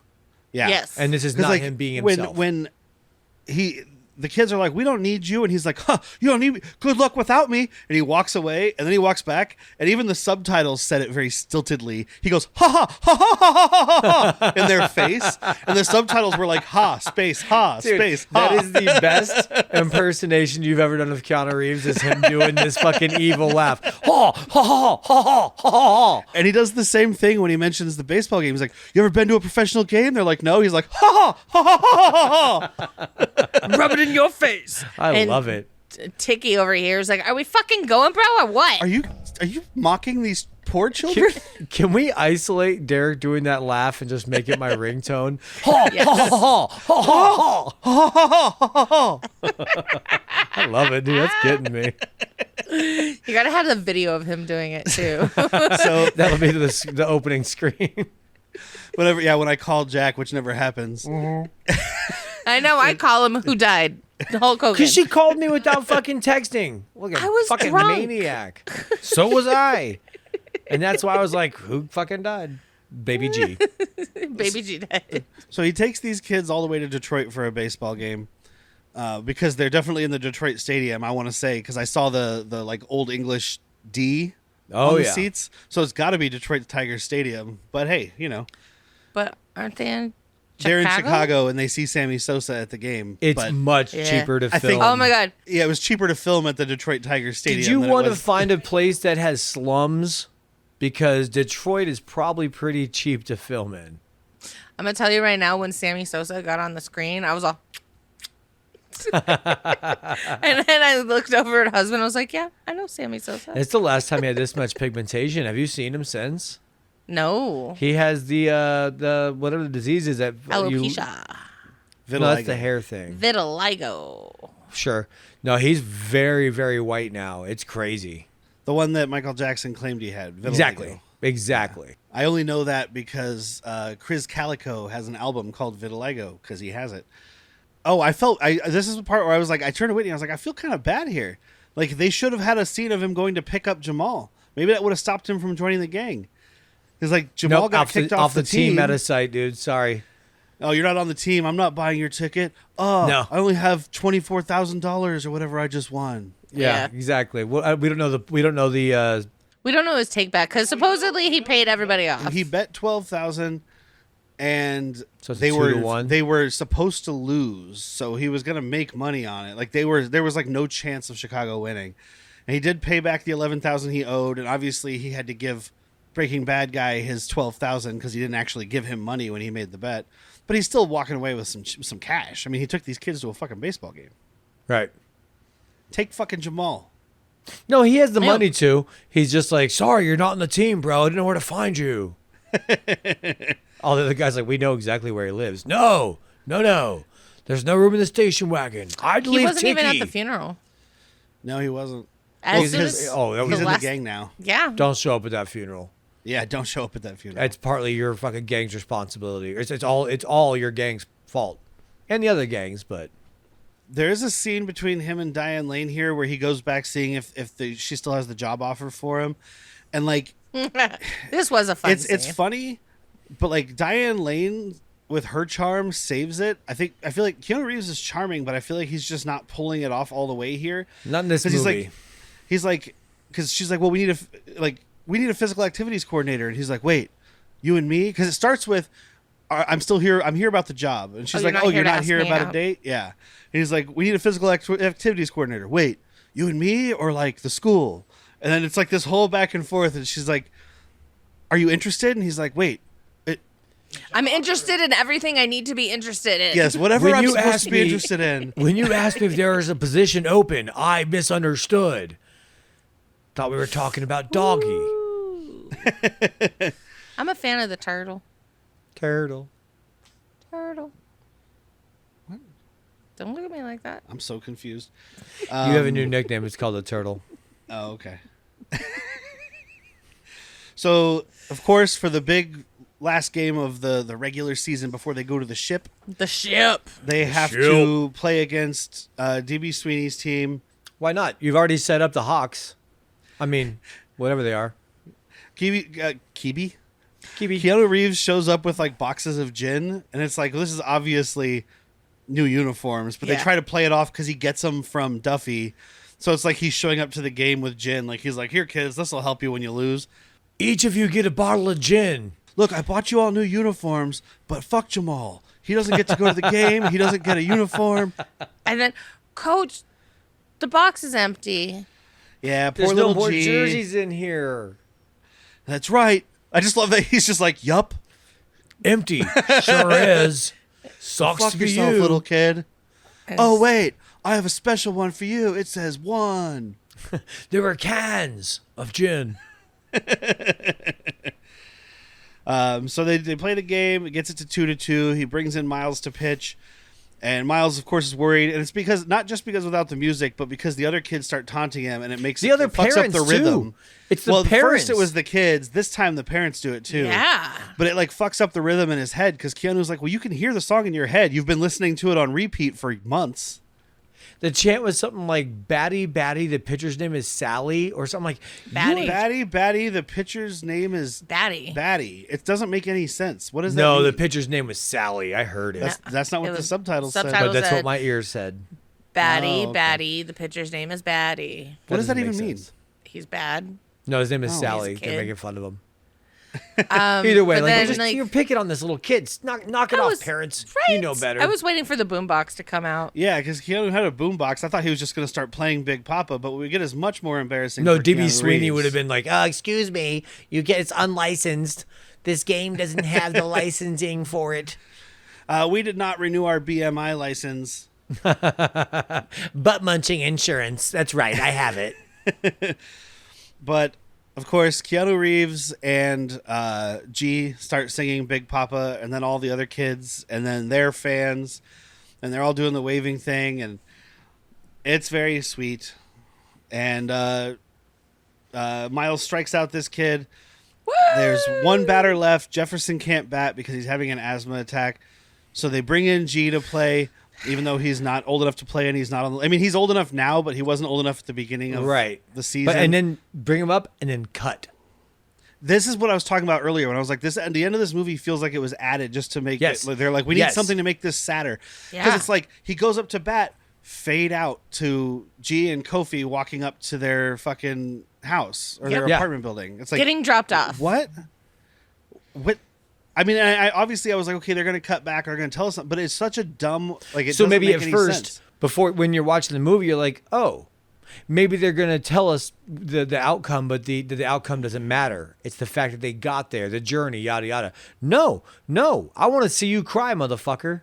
Yeah, before they add in this fucking James Gunn torturing a raccoon shit, the real movie was the end of Major League, where it's like the kid comes out, he hits it, they win, it fades out. We don't see the final game. We don't. But see they don't the win the World championship, Series. But they won what is their league, which is what really mattered, and that's the real ending of the movie. Because Major League, they lose the next playoff game.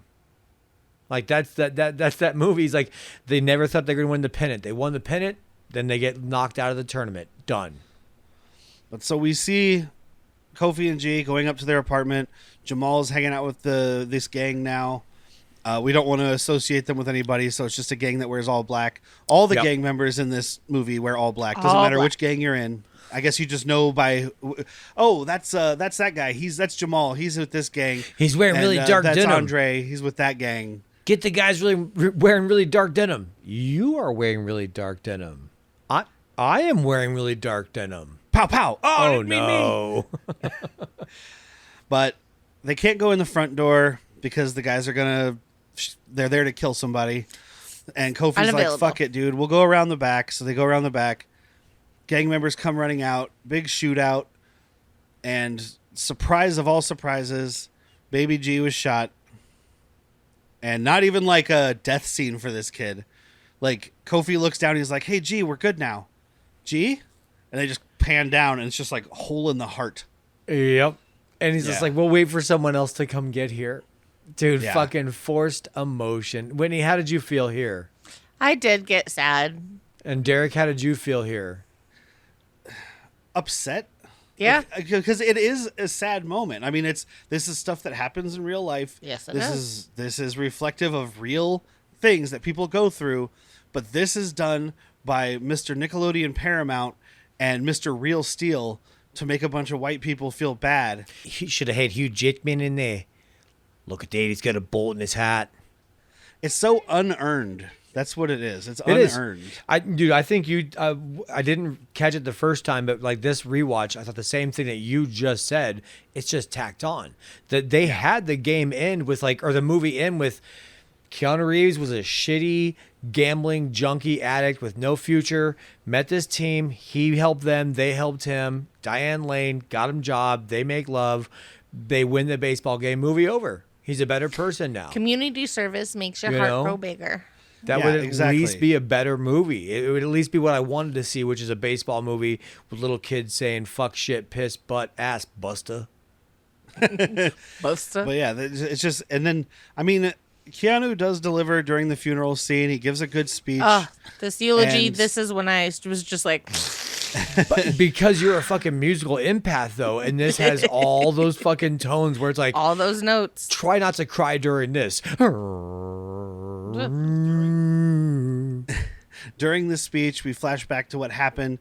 They brought G out, and DB Sweeney came out and was like, G's not on the fucking roster. And then he looks over and sees this little tiny ass kid anybody holding a bat in the middle and trying to swing it. And he's like, never mind. I see him right here on the list. Fuck this kid. You know what's so funny? I thought about, from a baseball point of view, this kid has the worst strike zone a pitcher could ever try and hit. Yeah. There's just, you can't do that. Everything you throw like has to be a 6 sinker. inches. It's crazy. Well, the umpire doesn't care. He's like, look, the strike zone is right here. You throw it over that kid's head, it's a strike. I don't give a fuck. It's not how it works, Playboy. This kid would have been walked, bases loaded, back to the top of the rotation. Well, bases were already loaded. No, there was 2. No, I think it was... They were loaded the bases. he makes it to first because he ends up hitting it. He makes it to first. They had a guy the at kid second from and third. Gets it. Oh, okay. Yeah. Okay. It doesn't matter. But yeah, they win. And I mean, Keanu, it's a little moment in the other movie where Keanu Reeves tells this kid, like, dude, look, I know you're too small for this shit. It doesn't matter if you fucking win. We made it this far. Go out there, do what you can do. You can swing if you want to, but if you fucking strike out looking, nobody here cares. We're happy to be here. Here's the message part of the movie that should have existed. Yeah. It's here for fun. Yeah. Yeah. And they win. They win the big game. It's all over. You know, and that should be the end of the movie. The only ship you need to go to is friendship. There you go. Perfect ending for the fucking real sports movie. Can't believe they didn't write that in there. That's stupid. No, that's good. That's fucking. That's dynamite. That's some blindside shit, dude. Yeah, exactly. I've seen white savior manipulative movies before. But the kids all, you know, in the actual ending to the movie, the kids all decide they do want to play. They want to go to the championship. Yep. They don't have enough players because Kofi isn't there. They only have 8. But Kofi comes out. He's like, no, I'll play for my brother. And then they go on and apparently win the championship. And then there's a scene at the end of them all with trophies, but there's only 8 Michael kids. B. Jordan. Well, there's only 8 kids in the scene with them with trophies. Yeah. Like one of those kids. Yeah, I because I double checked because we had just been talking about how there was only 8 kids. It's hard to keep track because at least 3 to 4 of these kids don't have lines or names. Right. Yeah. So it's hard to keep track of who's playing. No, you have not. you have your main half the team that you know. Yeah, but like when they're celebrating with the trophies, there's only 8 kids. Mm-hmm. Kofi didn't want to celebrate. He's like, "Look, we won. That's great. My brother's dead. Goodbye. I gotta go." I don't know. I didn't notice which one was missing. I just because it was a quick shot of them with their trophies, and Keanu Reeves being like, "I win! Yay! I helped out a community. This means that I get to get away with crime because I've already invested in community service." Yes. Right? Yes. They should probably do that. That's the end of Hardball. Derek's recommendation doesn't need to be said. I don't think anybody needs to, right? No. Yeah, it's a pretty. We'll say what we gotta say. That's how we end the show. All right. The kids were amazing. The kids were the best part of the whole fucking show, the whole movie, and Diane Lane. It felt like the only time that Keanu was there was when he was going crazy for no fucking reason, going crazy. It's like wrong addiction reactions. You really don't have to watch it. You've seen it before. There's better versions of it. Yeah, there's a lot better versions of White Savior Complex. So there's a movie here that we don't get cut up that could be much better. It could be exactly what I wanted, which is just a rated R kids movie and not nudity, just straight up nastiness. Like I want to see these little kids cursing at DB Sweeney. Give me a fucking hour and a half of that. Yes, cut the funeral, cut the fucking punching him in the dick. Cut the forced emotion, and there's a baseball movie here, but it's not 1000%. in this release. Husband? Yeah, I don't recommend it. It's like you said, there's better versions. If you want to watch the white savior kind of thing, there's better versions. If you just want to watch the inspiring sports movie with kids, there's better versions. I mean, you could watch, Mighty Ducks or Bad News Bears. You can watch fucking any sports movie. Go watch Basketball. It doesn't have kids, but it's a better version. It has a kid. Yeah. He's 8 years old, but he smells like Robert Downey Jr. It's the most amazing thing. That's a good part too. But like you brought up again, and I wasn't thinking about it. This movie being rated R, it's so fucked up that like they could dub over the kids saying "fuck" to make it PG-13, but you can murder a child in gang warfare. Stays right still there. PG-13. There was very little blood. Yeah, let me get a fucking cut murder. of this. Yeah, but yeah, so big no's all around. I mean, again, if you like these kind of movies that give you that like emotional tug, it can do it for you, but it just doesn't do it right. Doesn't earn it. I don't know who this is for, but if you're in the mood to cry, there you go. Or the mood to try and have someone make you cry, there you go. Yeah. So next week is the final week of Shitbird month. Ooh, is this my pick? Yes, we'll be talking about a movie that Whitney's been trying to get us to talk about for 2.5 years since she started doing the podcast with me. Blended. It can't be worse than this, right? No, it's not. With Adam Sandler and Drew Barrymore, and Terry Crews as a singing tour Maybe guide. Dave Matthews. Maybe Dave Matthews. I doubt it. You got Terry Crews singing. That's also available on Prime, or you can rent it for $4, buy it for $15 digitally. To get a free trial of Prime if you want to watch it and you don't already have Prime. Just do it that way. You've never seen it. Okay, but you want to spend $15 digitally on any Adam Sandler movie? No, but after you can rent it for $4. Wedding Singer? No, none of them, because if you're going to spend that money, get it on physical. Yeah, fair. And then we have our Patreon at patreon.com/worstpeople, where we have 2 tiers. At the $3 tier, you get a monthly newsletter, you get episodes of Han Took Shots First, early and ad-free, and you get our monthly mental health episode. And this month, for Shitbird month, we are talking about Steven Spielberg's Look at that Hook. fucking poster. That's that guy that we just found out has Alzheimer's and he can't work anymore, but he's done all the Star Wars posters. He's Dustin done. Hoffman? No, the person who made the artist of the poster. The artist. Oh, yeah. He's done so many posters, and When you you look back look at some up- of them, and I thought some of them I thought were photographs. When you look up his body of work, absolutely, by the way. Like those are, it looks like a touched up photograph. Dude, he was hand painting all this shit. Just amazing.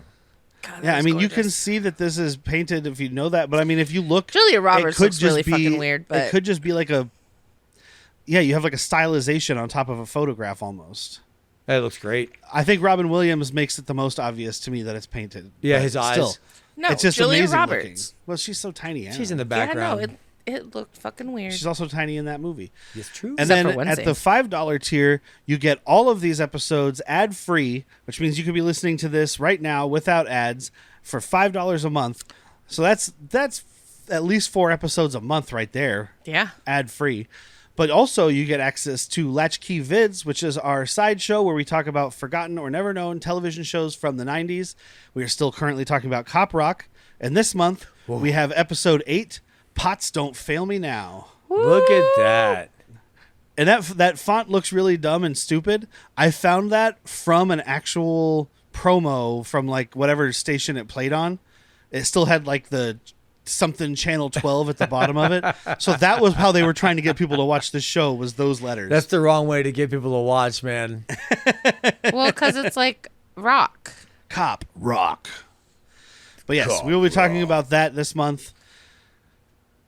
And over on Han Took Shots First, we're also kind of participating in Shitbird Month because we're talking about The Mandalorian. He's a 50-year-old shitbird. Still a shitbird, can't talk. Still a shitbird. Yeah, thank you. Can't contribute to the household. Look at him right there.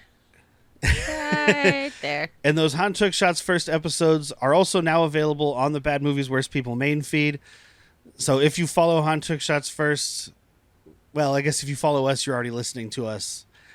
What's happening now is happening now.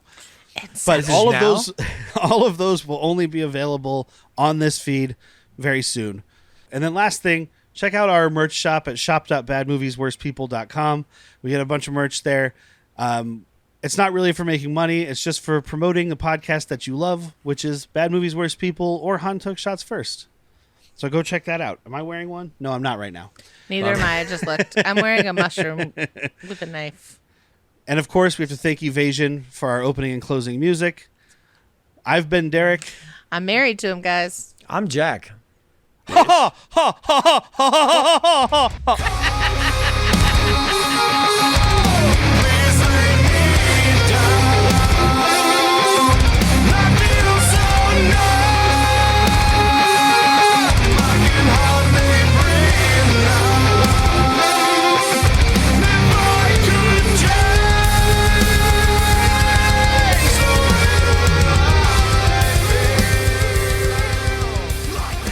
I practiced it like 4 times while I was cooking breakfast, too. It's not enough, motherfucker. You made breakfast? I made 2 eggs.